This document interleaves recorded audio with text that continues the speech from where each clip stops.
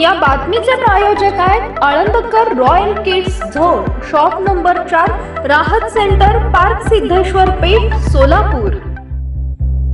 मंद्रुपमध्ये आमदार सुभाष देशमुख यांचा विकास कामांचा बोर्ड हटवण्यात आलाय।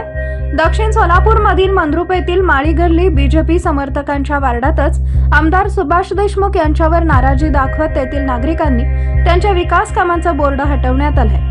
विशेष करून या वार्डात तिन्ही उमेदवार बीजेपीचे आहेत। या घटनेमुळे दक्षिण सोलापूरमध्ये सुभाष देशमुख यांचा विरोध वाढत चाललाय का, असाच प्रश्न निर्माण झालाय।